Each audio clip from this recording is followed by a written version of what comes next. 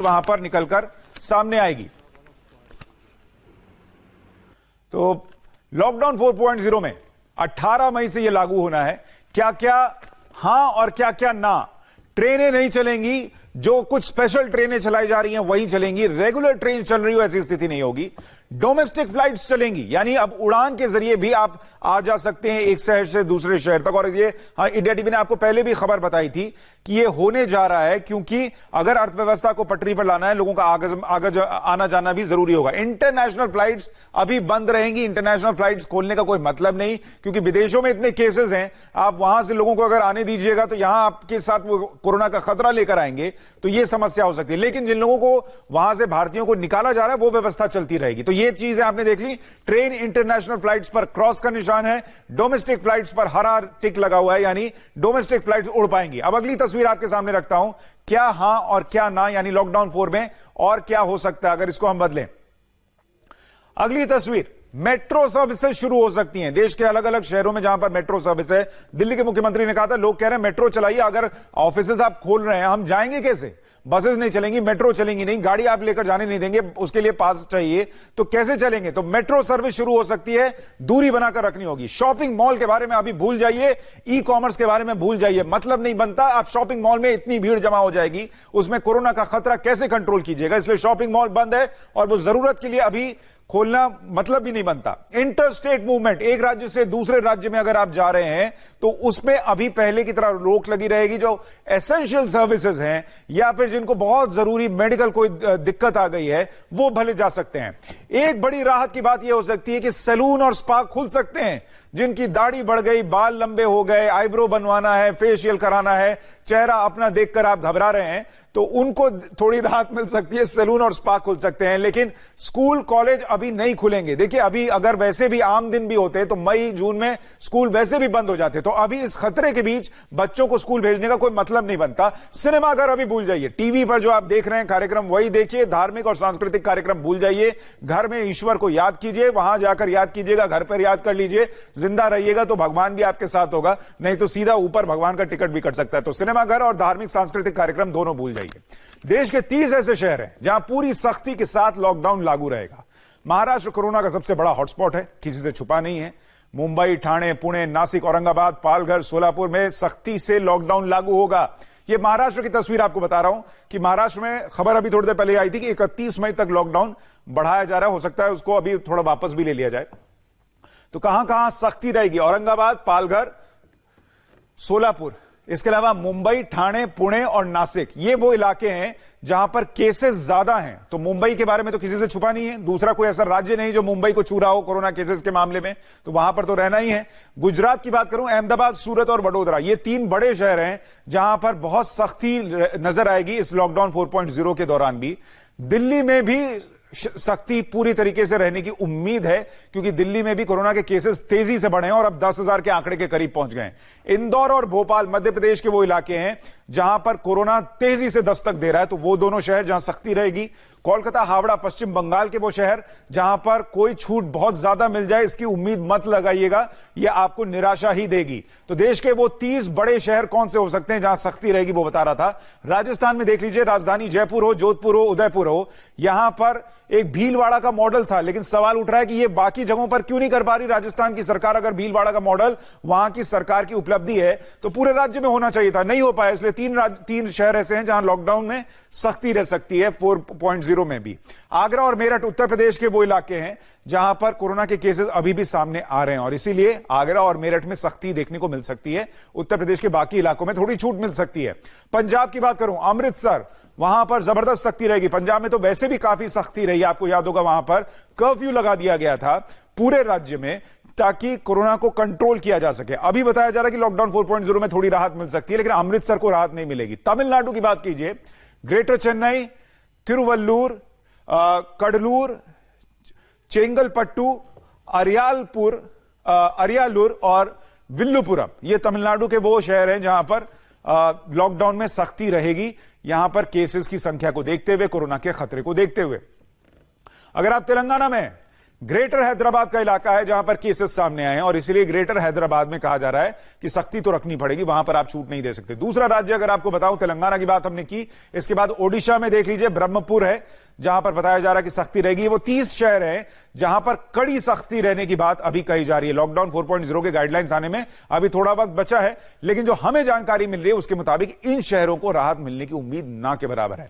अब किन राज्यों में कौन सी राहत मिलने वाली है वो आपको बता देता हूं। लॉकडाउन कितना खुलेगा, कितना बंद रहेगा, यह भी समझाते हैं। और पहले बात दिल्ली की, जहां पर कोरोना का मीटर अगर आप देखेंगे दिल्ली के हिसाब से, तो कोरोना के टोटल केसेस कितने हैं? 9,755 और 148 मौत है। तो अगर आप इस फिगर को देखेंगे आपको अपने आप अंदाजा लग जाएगा कि क्या कोई ऐसा प्रदेश जहां पर इतने केसेस हो वहां पर राहत दी जा सकती है। दूसरा आप आंकड़ा देख लीजिए, नए केसेस दिल्ली में कितने आए? 422 और 19 लोगों की मौत। तो इन दोनों आंकड़ों को अगर आप क्लब कर दीजिएगा आपको खुद ही जवाब मिल जाएगा कि दिल्ली ऐसी स्थिति में नहीं खड़ा है कि दिल्ली में हर चीज खोल दी जाए या वहां पर व्यवस्था पुरानी दिल्ली जैसी हो जाए। पुरानी दिल्ली मतलब नई दिल्ली, पुरानी दिल्ली नहीं, पुराने हालात वाली दिल्ली जैसी हो जाए कि वहां पर सारी छूट लोगों को मिल रही हो। ऐसे में हर दिल्ली वाले के जहन में एक सवाल है कि लॉकडाउन 4 में कितनी छूट मिलेगी इस परिस्थिति को देखते हुए।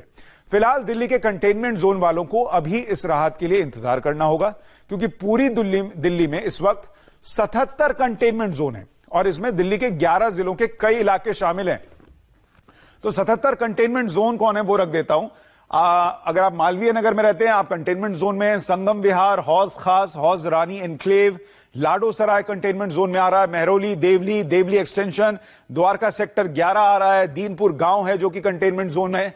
जनकपुरी को बनाया गया कंटेनमेंट जोन। महावीर एनक्लेव में मिला केस तो उनको भी कंटेनमेंट जोन में डाला गया। खापासेड़ा, मरकज मस्जिद, अब मरकज मस्जिद तो किसी से छिपा नहीं है। निजामुद्दीन बस्ती किसी से छिपी नहीं है। खड्डा कॉलोनी, जैतपुर, शाहीन बाग, तुगलकाबाद, जाकिर नगर 18 से 22 और निजामुद्दीन वेस्ट, ये वो कंटेनमेंट जोन है दिल्ली के जहां पर छूट ना के बराबर मिलने की उम्मीद है। आपको यह भी बताते हैं कि दिल्ली में जो 77 कंटेनमेंट जोन हैं जो बनाए गए हैं, जिनके लिस्ट में आपको दिखा रहा हूं, ये किस जिले में कितने कंटेनमेंट जोन आते हैं। तो अगर आप देखेंगे सेंट्रल दिल्ली में 6 कंटेनमेंट जोन है, शाहदरा में 6, नॉर्थ वेस्ट दिल्ली में 6 कंटेनमेंट जोन आते हैं। दिल्ली के अलग अलग कंटेनमेंट जोन किस इलाके में कितने वो बता रहा हूं। नॉर्थ ईस्ट दिल्ली में 5, ईस्ट दिल्ली में 3, नई दिल्ली में 3 और पश्चिमी दिल्ली में 2 कंटेनमेंट जोन है। तो अगर आप इस मैप को देखेंगे तो आपको तस्वीर समझ में आ जाएगी कि दिल्ली में कहां कहां कंटेनमेंट जोन है। और जो मध्य दिल्ली है वहां पर आप देख रहे बड़ा हॉटस्पॉट दिख रहा है, उसके पास बड़ा हॉटस्पॉट है। जो पूर्वी दिल्ली है वो थोड़ा बचा हुआ है, लेकिन बाकी इलाकों की तस्वीर ऐसी निकल कर आ रही है। दिल्ली का चांदनी महल इलाका भी कंटेनमेंट जोन में शामिल है। बावजूद इसके यहां की मौजूदा तस्वीर चौंकाने वाली है। हमारे सहयोगी पवन नारा ने वहां से रिपोर्ट भेजी है। इस इलाके में 2 बजे से शाम 6 बजे तक ढील दी जाती है ताकि लोग खरीदारी कर सकें। ऐसी स्थिति में लोग बड़ी संख्या में घर से बाहर निकल रहे हैं। आपको बता दें कि चांदनी महल इलाके को 11 अप्रैल को कंटेनमेंट जोन घोषित किया गया था, जिसके बाद दावा किया गया कि सभी एंट्री और एग्जिट पॉइंट सील कर दिए गए हैं। चूंकि अब रोजे चल रहे हैं और लोगों को खरीदारी करने की जरूरत होती है, इसलिए लोग बाहर निकल रहे हैं। और तस्वीरें आपके सामने हैं। ये सेंट्रल दिल्ली का इलाका है और यहाँ के 2 स्क्वायर किलोमीटर के इलाके में 4 कंटेनमेंट जोन हैं। मामले कम नहीं हो रहे हैं, डी कंटेनमेंट जोन नहीं घोषित हो रहे हैं। सर चिंतित तो हैं, बहुत परेशानी होती है आने जाने में लोगों को। और अब तो 35-36 दिन से भी ज्यादा हो चुके हैं। हाँ जी, अब तो खुल जाना चाहिए। जरूरत के सामान के लिए आना पड़ता है, रमजान भी चल रहे हैं। हाँ। तो निकलना तो पड़ता ही है सर। यहाँ पे जी फर्स्ट क्लास हो रहा है जी लॉकडाउन का पालन। अच्छा, देखना भीड़ के लिए काफी दुनिया निकल रही है। भीड़ के लिए यह है कि अब ये 2 घंटे 4 घंटे के लिए खुला है और 4 घंटे में राशन पानी अपना लेने के लिए लोग निकले हैं, लेकर के अपने चले जाते हैं। हम जगह जा रहे हैं बाहर जा रहे हैं। हाँ। कोई रोक नहीं रहा। नहीं, अब तो छूट दे रखी है इन्होंने। हाँ। उन्होंने छूट दे रखी है। दोपहर 2 से शाम 6 बजे के लिए खरीदारी में छूट दी जाती है। इस छूट के दौरान ना सोशल डिस्टेंसिंग है और किस तरीके से बड़ी संख्या में लोग भीड़ लगा रहे हैं और पुलिस को लगातार अनाउंस करना पड़ रहा है, उसके बावजूद यहाँ कोई सोशल डिस्टेंसिंग नहीं दिखाई देती। पुलिस की तरफ से यहाँ ये बैनर लगाया गया है जिसमें कहा गया है कि रमजान के पाक महीने में मुबारकबाद, भीड़ ना रखें, दूर रहें। लेकिन हकीकत आपके सामने है, खरीदारी के बहाने बड़ी संख्या में लोग बाहर निकल रहे हैं। पवन नारा की आपने रिपोर्ट देखी। अब दिल्ली के आजादपुर मंडी से गोनिका अरोड़ा की रिपोर्ट दिखाता हूं। दिल्ली की आजादपुर सब्जी मंडी भी कोरोना के संक्रमण से अछूत नहीं रह पाई। यहाँ पर सबसे पहला मामला एक आलू व्यापारी का आया था।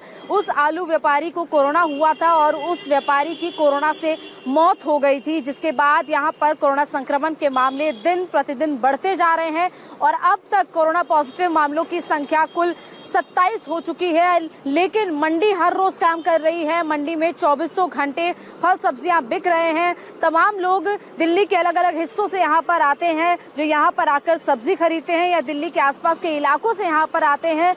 लेकिन यहाँ पर क्योंकि भीड़ काफी ज्यादा होती है, इसीलिए अब ज्यादा लोगों को अंदर वाहन ले जाने की इजाजत नहीं है। कुछ लोग अंदर अपना वाहन लेकर जाते हैं और अंदर अगर किसी दुकान पर वो सामान खरीदने, सब्जी खरीदने जाते भी हैं तो अंदर सोशल डिस्टेंसिंग का पालन करने के लिए कहा जाता है। लोगों से बार बार ये कहा जाता है, अंदर अनाउंसमेंट होती है कि लोग एक दूसरे से दूर होकर खड़े हों, मास्क पहने और एक दूसरे के संपर्क में ज्यादा ना आए और सोशल डिस्टेंसिंग का पालन करें ताकि कोरोना के संक्रमण से बचा जा सके। और इस वक्त एक बड़ी खबर आ रही है, बहुत बड़ी खबर महाराष्ट्र से है। महाराष्ट्र में 31 मई तक लॉकडाउन बढ़ा दिया गया है। महाराष्ट्र सरकार ने थोड़ी देर पहले नोटिफिकेशन जारी किया। आदेश में थोड़ा कंफ्यूजन था, उसे ठीक कर दिया गया है। अब यह तय है कि महाराष्ट्र में 31 मई तक लॉकडाउन रहेगा। कंफ्यूजन की बात इसलिए कर रहा हूं क्योंकि पहले यह खबर आई 31 मई तक लॉकडाउन रहेगा, फिर उस नोटिफिकेशन को वापस ले लिया गया, फिर अब यह बताया जा रहा है कि नहीं 31 मई तक लॉकडाउन बढ़ाया गया है, उसमें कोई गफलत की स्थिति नहीं है। वही स्थिति बनी हुई है। 31 मई तक लॉकडाउन को महाराष्ट्र ने बढ़ाने का निर्णय लिया है। पंजाब के बाद अब यह महाराष्ट्र दूसरा ऐसा राज्य है जिसने लॉकडाउन को लेकर अपनी स्थिति स्पष्ट कर दी है कि अब 17 मई के बाद कितने दिन का लॉकडाउन वहां पर रहने वाला है। अब महाराष्ट्र में लॉकडाउन बढ़ेगा यह स्पष्ट है, 31 मई तक बढ़ेगा यह स्पष्ट है, लेकिन यह किसी को स्पष्ट नहीं है कि महाराष्ट्र में क्या राहत मिलेगी। इसके लिए गाइडलाइंस जारी होने वाली हैं, लेकिन मुंबई में भी कंटेनमेंट जोन वालों को राहत नहीं मिलने जा रही। आप देखिए मुंबई में करीब 2600 कंटेनमेंट जोन है।